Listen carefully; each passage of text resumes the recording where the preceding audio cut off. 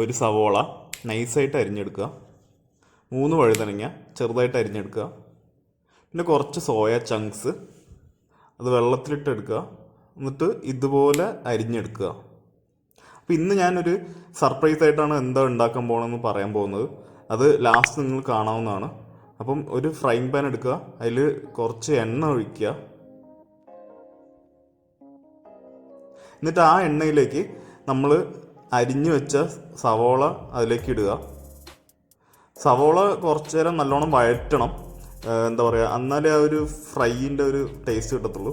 അപ്പം അതിലേക്ക് നമ്മൾ കുറച്ച് ഇങ്ങനെ വഴറ്റിക്കൊണ്ടിരിക്കുമ്പോൾ തന്നെ കുറച്ച് ഉപ്പ് ഇട്ട് കൊടുക്കുക. അപ്പോൾ അത് പെട്ടെന്ന് തന്നെ വഴറ്റി കിട്ടും. കുറച്ച് ഉപ്പ് ഇടുക അതിലേക്ക്.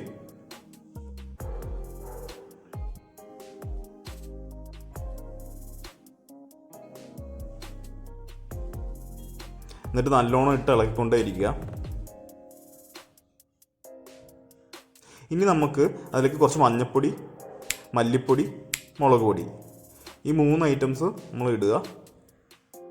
എന്നിട്ട് വീണ്ടും നല്ലോണം ഇത് ഇട്ട് ഇളക്കി വഴറ്റിക്കൊണ്ടേ ഇരിക്കുക.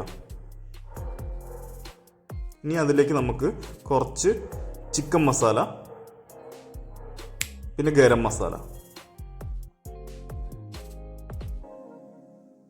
ഇതെല്ലാം ഇട്ടിട്ട് നല്ലോണം വഴറ്റുക. ഈ വഴറ്റുന്നതെന്ന് വെച്ച് കഴിഞ്ഞാൽ അതിൻ്റെ ആ പൊടികളുടെയൊക്കെ ഒരു പച്ച മണം ഉണ്ടാവും. അത് പോകുന്ന വരെ നമ്മൾ ഇത് വഴറ്റിക്കൊണ്ടേ ഇരിക്കണം. അപ്പോൾ ഏകദേശം ഇപ്പോൾ റെഡി ആയിട്ടുണ്ട്. ഇനി നമുക്ക് അരിഞ്ഞു വെച്ച വഴുതനങ്ങ അതിലേക്ക് ഇടാം. അപ്പോൾ ആ ഒരു പൊടികളുടെയൊക്കെ മണവും പോയിട്ടുണ്ടായിരുന്നു. അപ്പോൾ അതിലേക്ക് ഞാൻ അരിഞ്ഞു വെച്ച വഴുതനങ്ങ ഇട്ടിട്ടുണ്ട്. എന്നിട്ട് നല്ലോണം ഇട്ട് വീണ്ടും വഴറ്റിക്കൊണ്ടേ ഇരിക്കുക. കാരണം ഇത് വഴുതനങ്ങ എന്ന് വെച്ച് കഴിഞ്ഞാൽ പച്ച വഴുതനങ്ങയാണ്. അപ്പം അത് വേവാനും കുറച്ച് ടൈം എടുക്കും. പിന്നെ അതിൻ്റെ ഒരു പച്ചപ്പൊക്കെ മണം പോകാനും ടൈം എടുക്കും. അപ്പോൾ അത് നമ്മൾ വഴറ്റിക്കൊണ്ടേ ഇരിക്കുക അതിലേക്ക്.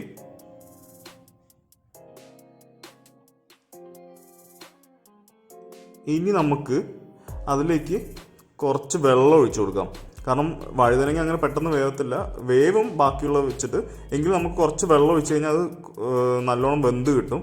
നമുക്ക് വെള്ളം ഒഴിച്ച് കൊടുത്തിട്ട് ഒന്ന് നല്ല മിക്സാക്കി റെഡിയാക്കി വെച്ചിട്ട് അത് വേവാനായിട്ട് നമുക്ക് വെക്കാം.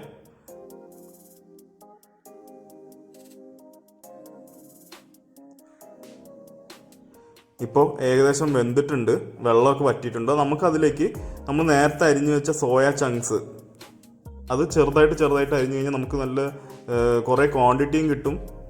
കുറച്ച് സോയ ചങ്ക്സ് തന്നെ എടുത്താൽ മതി.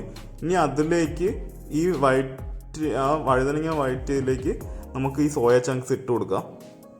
എന്നിട്ട് വീണ്ടും നല്ലോണം ഇട്ട് ഇളക്കുക.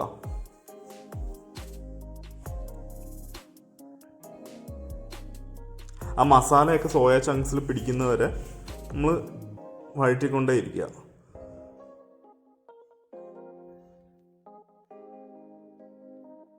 ഏകദേശം റെഡി ആയിട്ടുണ്ട് നമ്മുടെ ഐറ്റം. ഏകദേശം വെള്ളമൊക്കെ വറ്റി ഒരുമാതിരി ഡ്രൈ ആകുന്ന പരുവത്തിലാണ്. അപ്പം നമുക്കിനി അതിലേക്ക് ഡെക്കറേറ്റ് ചെയ്യാനായിട്ട് കുറച്ച് പച്ചമുളക്, എരിവ് വേണമെന്നുള്ളവർക്ക് കുറച്ച് പച്ചമുളക് അങ്ങനെ തന്നെ അതിൻ്റെ മുകളിലേക്ക് ഇടുക. വേണമെങ്കിൽ ബാക്കിയുള്ള ഇപ്പം എന്തെങ്കിലും മല്ലിയില, കറിവേപ്പില അങ്ങനെ വെറുതെ ഇങ്ങനെ ഡെക്കറേറ്റ് ചെയ്യാനും അങ്ങനെ ഇട്ട് കൊടുക്കാവുന്നതാണ്. അപ്പോൾ ഫ്രണ്ട്സ്, എങ്ങനെയുണ്ട്? ഇഷ്ടപ്പെട്ടതെന്ന് കരുതുന്നു. അപ്പോൾ ഇത് നമുക്ക് പൊറോട്ടയുടെ കൂടെയോ ചപ്പാത്തിയുടെ കൂടെ അപ്പത്തിൻ്റെ കൂടെയൊക്കെ കഴിക്കാവുന്നതാണ്. അപ്പോൾ എല്ലാവരും ട്രൈ ചെയ്യുക. ഇത് നമ്മുടെ സോയ ചങ്ക്സും വഴുതനങ്ങയും വെച്ചിട്ടുള്ള ഒരു മസാല കൂട്ട് പോലെയാണ്. എല്ലാവരും ട്രൈ ചെയ്യുക. Thanks a lot for watching.